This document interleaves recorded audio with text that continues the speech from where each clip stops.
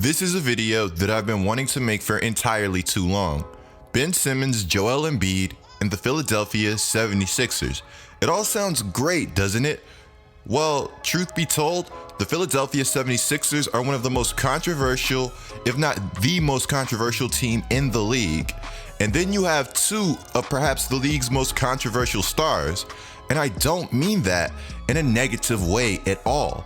You have Joel Embiid and Ben Simmons, two guys who are franchise players in their own right. Two guys who have premier talent. These two guys can literally be as good as they want to be. I'm talking top 5 talent. Not many teams that you can say that for. Both of these players have games that go far beyond the stat sheet, even though the stat sheet at the end of the game looks fantastic because these guys can flat out fill it up.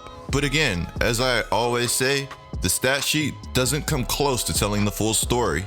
And neither does the win-loss column or the 76ers standing in the Eastern Conference. The 76ers are currently 6th. They have 39 wins and 26 losses, which would be great for just about any team in the league. But for the 76ers, this is a team that was supposed to be threatening for the 1 seed in the East.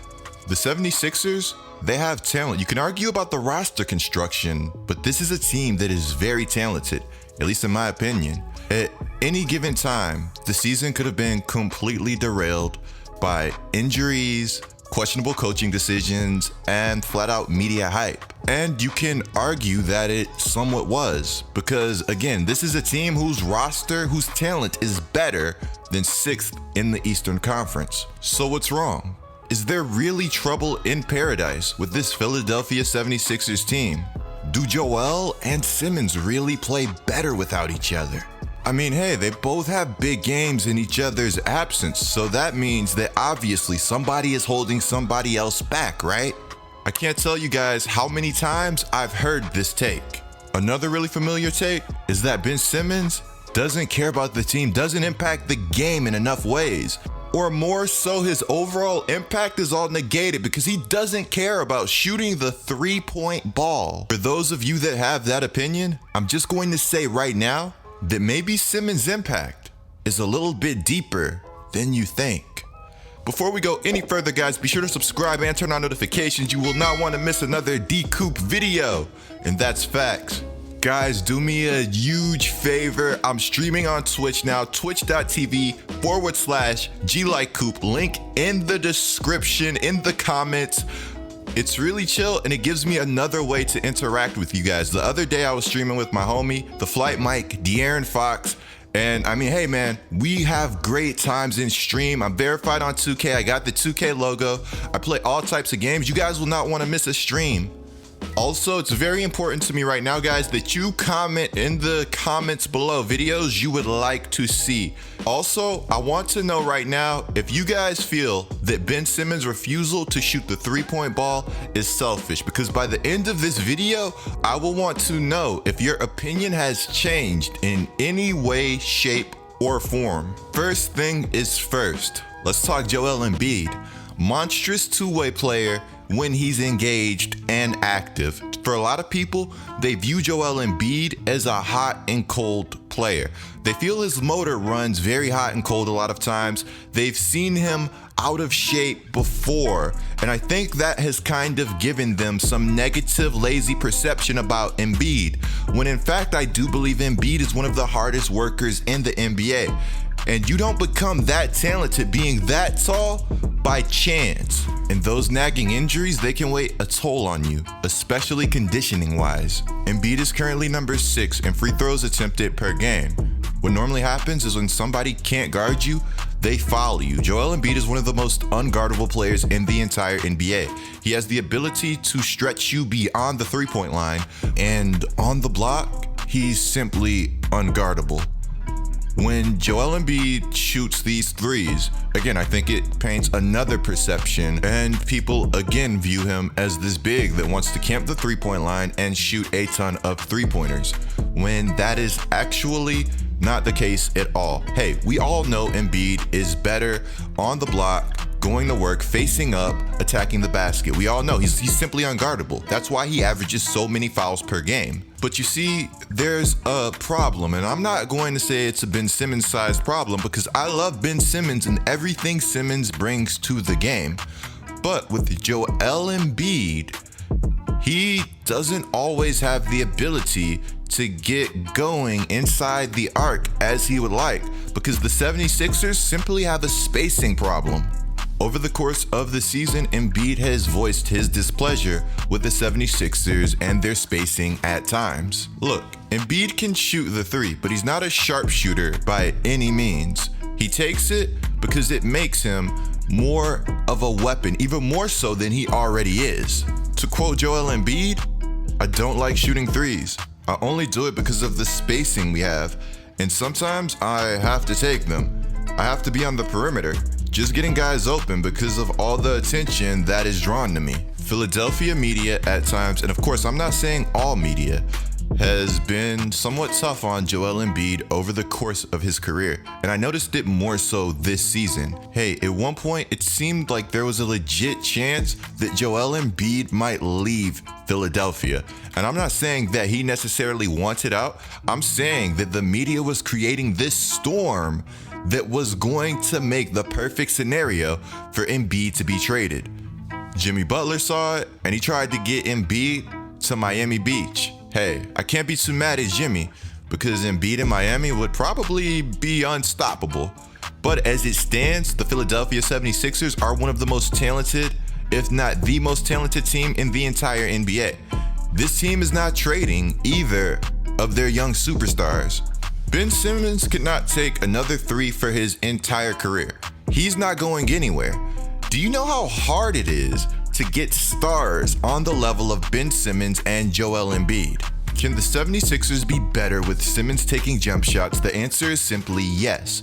But Simmons is not at fault for the 76ers season. You're not where you are right now without Simmons, but it's still a tad bit deeper than that. Simmons is this seemingly once-in-a-generation player. To a lot of people, he's the closest thing to LeBron James that we have in the NBA right now. A 6'9", 6'10", 6'11" point guard who is the ultimate competitor on the floor. Not only is Simmons one of the best playmakers, one of the best transition players, not only does he have this uncanny knack to create for his teammates and finish at the rim, but he is a high-level defender that is legit a defensive player of the year type player. He can guard 1 through 5. But wait, you look at the 76ers record this season, and obviously that means that Joel Embiid, Ben Simmons, these guys are the problem. That's so wrong. I don't know where to start. Wait, actually, yes, I do. If we go back to 2017, 2018, Ben Simmons and Joel Embiid went on the floor together, had an offensive rating of 113.3, defensive rating of 97.8, net rating 15.5. What does this mean? Shout out to Kirk Goldberry for bringing this to my attention. That means that this duo had a better net rating than the league's best Milwaukee Bucks. The Milwaukee Bucks that have been simply destroying teams not only this season, but at a historic rate. Those Milwaukee Bucks. What happened? Hanky would be forced to leave town. The vision that was his would now become somebody else's. The rosters that the new Sixers GMs have put together haven't exactly meshed on the highest level. And you can argue again that the coaching has not put Ben Simmons and Joel Embiid in the best positions to be successful. Hey, Ben Simmons is 2 of 6 on threes this season. That's good enough for 33%. We've seen Ben Simmons knock down shot after shot after shot in warm-ups, and we've seen the summer mixtapes. So where does his shooting go? And why won't Ben Simmons shoot the basketball if shooting the 3 ball at 33% is equal on a point per possession basis to a 50% 2-point shot? The answer is there are some flaws with this stat that I just gave you guys. But undoubtedly, I do think shooting would help Simmons out a ton, not just Simmons, but the 76ers as a whole. The answer to why Simmons simply refuses to shoot at times is he loves to be efficient. Simmons wants to make the correct move at all times. Simmons said himself that he expects the three ball to come, and that with three-pointers right now, he believes he could shoot them at around 30%, but he'd rather be somebody that's shooting the three ball near 40%. Brett Brown has challenged Ben to shoot threes, while a former coach of Ben Simmons offered the advice of if he doesn't want to shoot, flat out benching him until he shoots might be the best option. Remember that interview where Jimmy Butler said he wasn't sure who exactly was in charge of the 76ers? Very interesting to say the least. What's also interesting is the stat that I gave you guys earlier, 33% from three, 50% too. That 33% is not a perfect percentage. It's not like you're shooting, it's not like you're hitting one for every three. You're gonna have games where you're 2 of 5, say, you're 0 of 8, stuff like that. You're going to have games where you just flat out shoot your team out of the game. Imagine Simmons or Embiid with the spacing of a Dallas or a Houston. Westbrook has looked like the best player in the league since he started strictly attacking the basket. And I'm not saying he is the best, but in stretches he's been flat out unstoppable. He still shoots the three occasionally, but a lot of teams, they play completely off of him, giving him a running start to the basket, kind of like they do with Ben. An aggressive Ben that knows when to pick their spots is hands down the best Ben. I want to know what you guys think about this whole situation down in the comments below.